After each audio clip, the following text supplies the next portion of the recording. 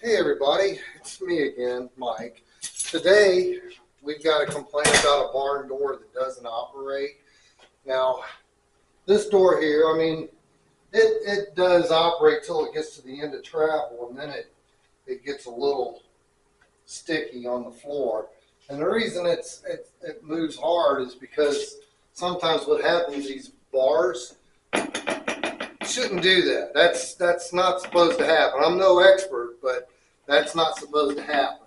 So what we're going to do today is go through the process of what every person should do when they're PM in a room, all the things that they should look at on these doors to keep them operating the way they should operate. So what you need to have, of course, is first thing's your trusty ladder, and Allen wrenches pretty much take care of about everything you need on that door. What we've got going on is we're going to take the whole track off the wall.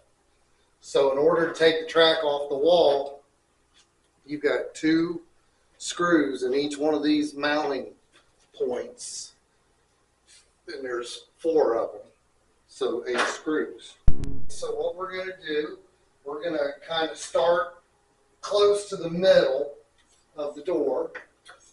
And when you're taking these doors off, you got to be careful with them. They are quite heavy. And we're going to try to do this without actually taking the door off off the floor and moving it across the room. We're going to do it all right here, or attempt to. So first thing you always want to make sure you do is that you've got a good Phillips bit on this type of door, because you don't want to strip the screws out. And I've seen it happen a lot.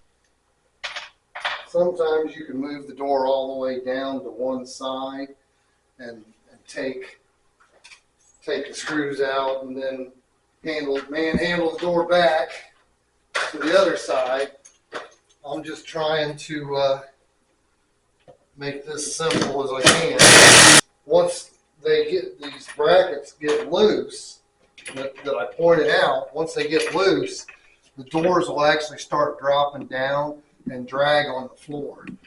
So what we got now, we've got this door here, and we flip the rod over so we can see all our points here. And there's just a little Allen wrench screw up in there, but this one shouldn't be like that. So metric number 5 is what it is. So once you get all your screws out, you can kind of slide this around.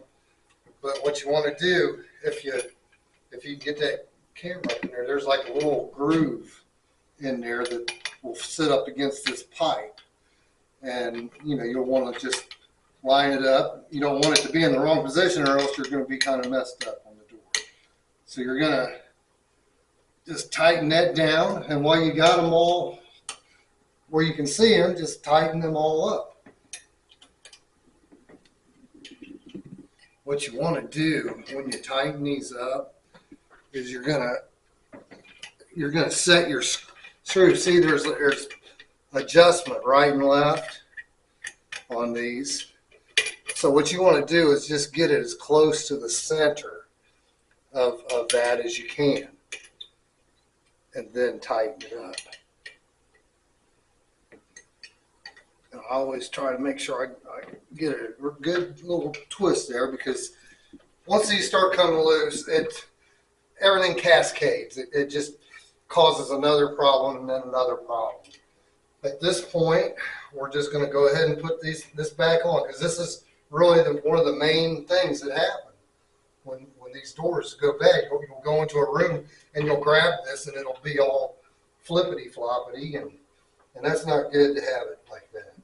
So what we're going to do now is we'll go ahead and put our screws back in, but we're just going to do the top. So now we got those in. Let's finish up the bottom rows. And again, you want to remember, you need to have a big Phillips bit when you're on these kind of doors. Now there are other doors that have little Allen bits, Allen wrenches work on them, where you actually have a small Allen wrench and you got to take the screws out that way.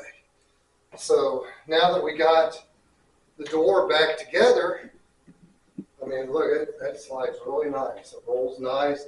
The bar's not loose. So now that you got your bar in place, you want to check your wheels. If you notice, up here on the top, you want to show them the top of the door here. These are little stops. And what happens when the doors are rolling, they hit that little plastic piece right there on the door. That's a hydraulic door closer. They hit that, and then that brings it to a slow stop. And when it stops, it needs to be hitting this brake or this stopper that should always have this rubber O-ring on it to help cushion it. Now, at this time, this is always like the second most important thing, is to have this adjusted for it to stop, because if this is adjusted down too far, then it just keeps ramming this piece here, then they start breaking off, and then again you've got problems. What we're going to do, you want to always make sure that that brake is in place and that it is tight. You need to have that tight, because if you don't, when that door hits, it's going to start bumping it down, and then eventually that's what breaks this little piece up in here, and then the doors start not working properly again. So that's the second thing you need to really check, is that your brakes are good both ways. And I always look at where the door stops. So like, is it closed enough that, you know, if somebody walks past, they can go, hey, what's going on in there? So in order to adjust those brakes, it's a small Allen key again, and you need to put it down in there. And if you can take it loose by hand, it's not tight enough. So that's why I'll have a pair of pliers with me, and when I'm adjusting these will slide down. You want to adjust them so that when this hydraulic door closer stops, that's where this brake should be, and you move it up, right up into the wheel, into the little curvature of the wheel. You put that little black O-ring right into that wheel. That's where it's going to stop. You tighten that up. Then you can take your pliers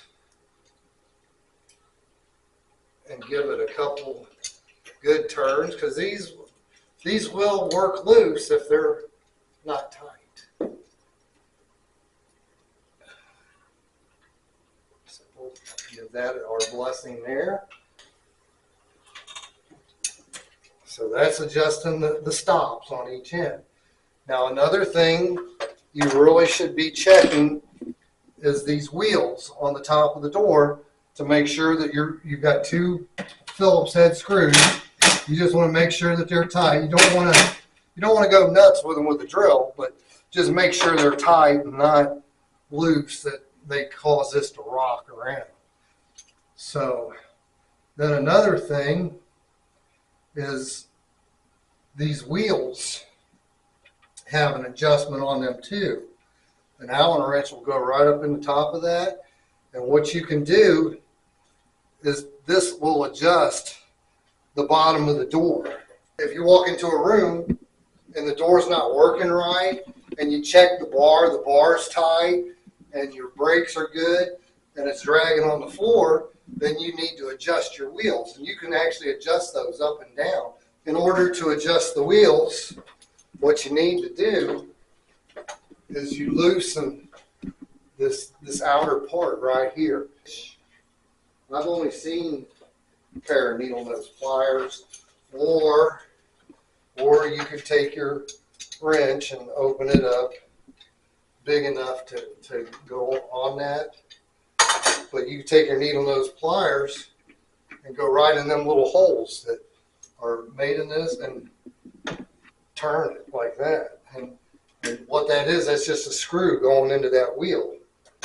So at this point, you could take and adjust the door up or down.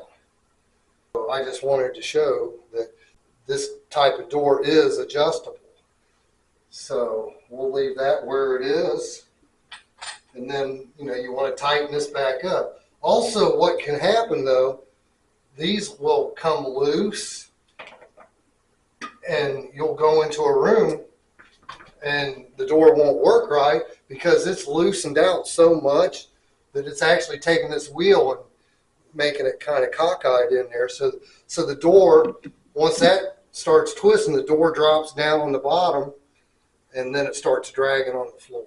So you always want to make sure that these are tight. Now this bottom one is a safety. There's a little piece up in there, a U. That's what keeps this door on the track. If that should come off or be loose, then this door could actually come off if somebody were to jerk on it.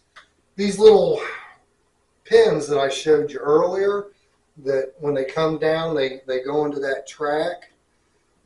If they get out of adjustment, all you really need to do, sometimes they do come loose. They will come loose.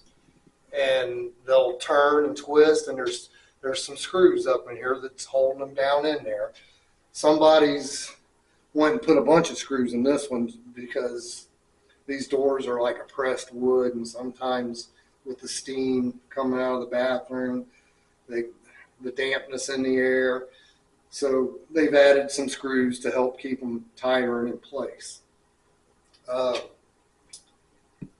And that's one other thing. At the bottom of the door, if you look down at the bottom, you'll see there's a notch. There's a notch in the door here. There is a little plate in the floor. It's a flat metal plate. It's located right there. It's about 3 inches long, and it's got a pin that sticks up in it, and that's what travels in this notch. And that's what keeps the door in track so it don't swing out, in and out. That's really the important things, is make sure your rod's tight, make sure your stops are tight, make sure your wheels are adjusted and tight, and these doors will work fine. And that's the main points. If you do that, your barn doors will keep working like they should work. That's all I got.